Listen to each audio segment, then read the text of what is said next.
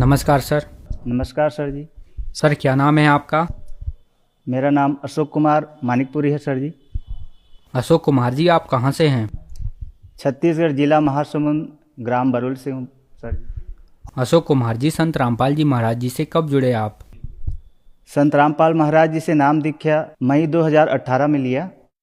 संत रामपाल जी महाराज जी से जुड़ने से पहले आप क्या भक्ति साधना करते थे? जितने भी परंपरागत जो पूजा पाठ होती थी उसको करता था। खास करके हमारे जो पूर्वज लोग थे वो दामाखेड़ा पंथ से जुड़े हुए थे, जिस कारण परंपरागत जो चौका आरती होती थी और कबीर जयंती में जो भी चौका आरती करते थे उसमें शामिल होता था। और साथ ही साथ जितने भी यहाँ के जो देवी देवता हैं, शंकर जी और कृष्ण जी, इनकी भक्ति करता था।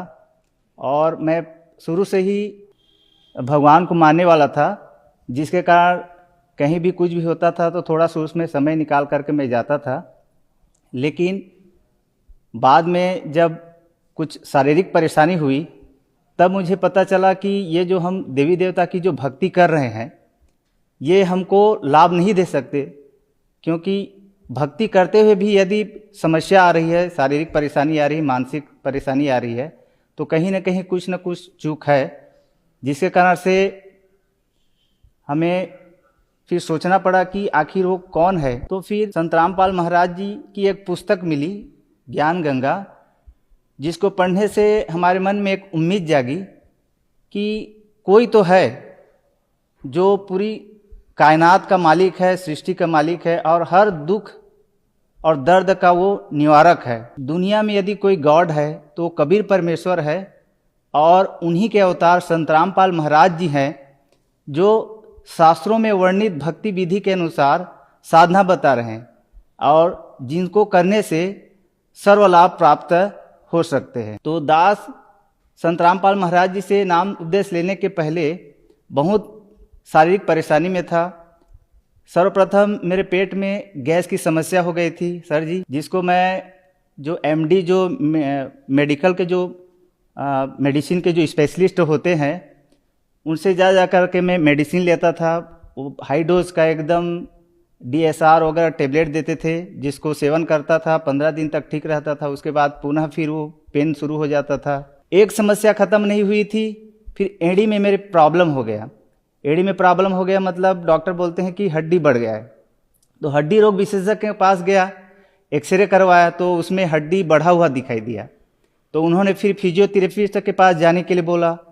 तो वहाँ जाकर फिजियोथेरेपी के पास गया और हफ्ता 2 हफ्ता फ्री में वहाँ पे होता था, नगर पालिका के द्वारा वहाँ पे होता था, लेकिन कुछ राहत नहीं मिली। उसके बाद फिर वापस आ गया, फिर डॉक्टरों के चक्कर लगाया, वहाँ भी मतलब सही ढंग से इलाज नहीं हुआ। उसके बाद आसपास में और एक वैद्य के पास गए, वहाँ भी वो किया, ठीक नहीं हुआ। और इतनी समस्याएं हुई थी और लास्ट में एक और समस्या हो गई मेरे आँख में, जहाँ से विज़न बनता है और जो हम दुनिया को देखते हैं वहाँ डैमेज हो गया था। तो वहीं धमतरी का एक आई स्पेशलिस्ट था जो रिटायरमेंट हो चुका था और सबसे मतलब अच्छा वो डॉक्टर था। तो वहाँ जाके मैं चर्चा किया तो उन्होंने स्टार्टिंग में चेकअप किया, तो अपने स्तर पे वो इलाज किया। उसके बाद मेरे को रेफ़र कर दिया रायपुर। तो रायपुर में MGM आई हॉस्पिटल गया, वहाँ 2-4 बार टेस्ट कराया, तो 2-3 बार बुलाया, तो वैसे ही मतलब टेस्ट लेना, फिर पैसा लेना, टेस्ट लेना, पैसा लेना, तो मैं संतुष्ट नहीं होता था।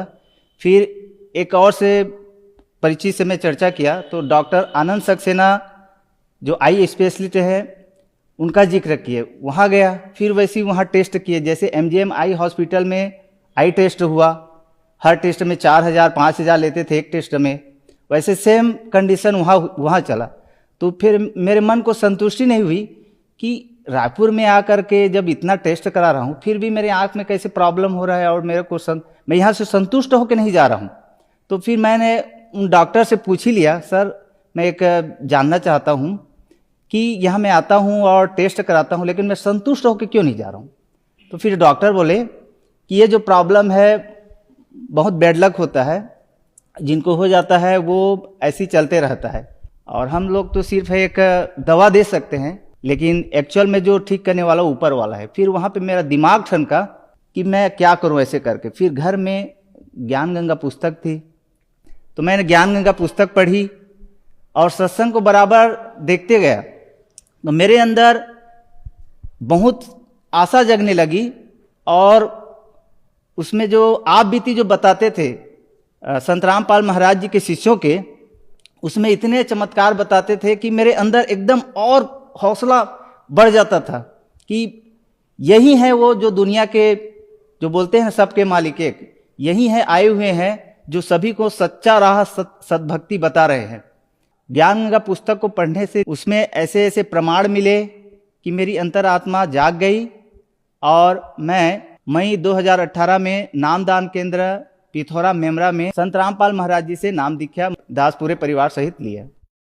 सर, जैसे कि आपको स्पेशलिस्ट जो डॉक्टर होते हैं उन्होंने बताया कि यह एक गंभीर बीमारी है, जिसको हो जाती है उसका बैड लक होता है, लेकिन संत रामपाल जी महाराज जी के बारे में कहा जाता है कि संत रामपाल जी महाराज लाइलाज बीमारियों को भी ठीक कर देते हैं। तो आपने संत रामपाल जी महाराज जी से नाम उपदेश लिया, तो क्या संत रामपाल जी महाराज ने आपकी बीमारियां ठीक की? क्या आपके साथ भी ऐसे अनुभव हुए? जी सर जी, संत रामपाल महाराज जी से नाम दीक्षा लेने के बाद मेरी जो शारीरिक परेशानी थी, पेट की, एड़ी की, आँख की, तो उसमें बहुत सारे 80 से 85% बहुत ठीक हो चुके हैं।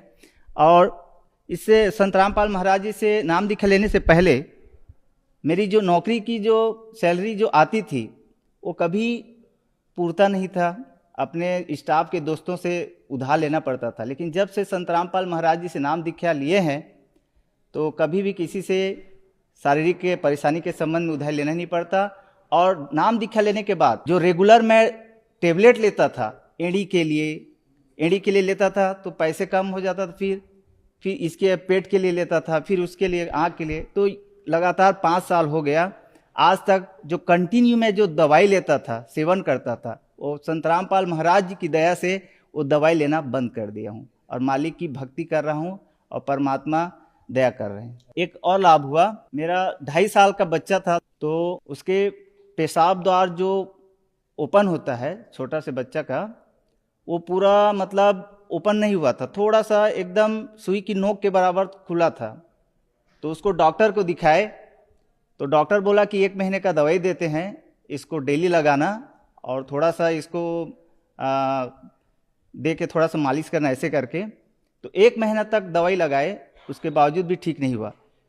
तो फिर संत रामपाल महाराज जी से अरदास लगाए तो परमात्मा बोले कि दया करेंगे करके। तो मालिक की दया से, संत रामपाल महाराज जी की दया से 1 महीने के अंदर मेरे बच्चे का जो पेशाब द्वार है पूरी तरह बिना किसी तकलीफ के वो पूरा खुल गया। मेरी श्रीमती का नसबंदी का ऑपरेशन था और ऑपरेशन थिएटर में डॉक्टर लोग ले गए, तो डॉक्टर साहब उसका ऑपरेशन करने लगे, तो वहाँ पे जो नर्स को जो गांठ लगाया जाता है उसको ढूंढ नहीं पाए, तो दूसरे पेशेंट को फिर देखने चले गए। तो उस दरमियान उनको काट करके छोड़ दिया गया था पेट को, तो बीच में ना ब्लीडिंग होना स्टार्ट हो गया। तो डॉक्टर साहब बोले कि अब ये तो ब्लीडिंग हो रहा है, इसके जान को खतरा है।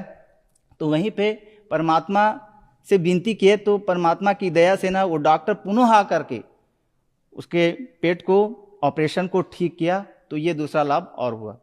नशा मैं ज़्यादा नहीं करता था, लेकिन जब भी कभी न्यू ईयर वगैरह आता था तो अपने दोस्तों के साथ कभी पार्टी में मटन वटन या फिर शराब वराब ले लेता था कभी कभार, कि घर वाले मना करते थे फिर भी मैं कहीं न कहीं चोरी करके खा लेता था। मतलब मटन, चिकन मटन का बहुत शौकीन था। और संत रामपाल महाराज जी से नाम दीक्षा लेने के बाद और उनके ज्ञान को समझने के पश्चात मुझे इन चीज़ों से बहुत ही एकदम घृण आती है, क्योंकि संत रामपाल महाराज जी अपने ज्ञान में बताते हैं कि मांस मछलियाँ खाते हैं सुरापान से हेत, और ते नर नर के जाएंगे माता पिता समेत। और शराब के बारे में भी बताए हैं कि मदिरा पीवे कड़वा पानी और 70 जन्म स्वान के जानी। इस प्रमाण को यदि नज़रअंदाज कर दिया जाए तो मेरा जो जीवन है पूरा व्यर्थ हो जाएगा। संत रामपाल जी महाराज जी से जुड़ने के बाद आपको बहुत सारे लाभ प्राप्त हुए, तो जो दर्शक आज आपको टीवी पर देख रहे हैं वह भी संत रामपाल जी महाराज जी से जुड़ना चाहते हैं, तो कैसे जुड़ सकते हैं? संत रामपाल महाराज जी से नाम दीक्षा बड़े आसानी से लिया जा सकता है। टीवी पे सत्संग चलता है, नीचे पे पीली पट्टी चलती है जिसमें बहुत सारे फ़ोन नंबर हैं। जो नज़दीकी नामदान सेंटर हैं उनसे आप संपर्क कर सकते हैं और संत रामपाल महाराज जी से नाम दीक्षा ले करके अपने मनुष्य जीवन सफल कर सकते हैं। धन्यवाद सर। नमस्कार।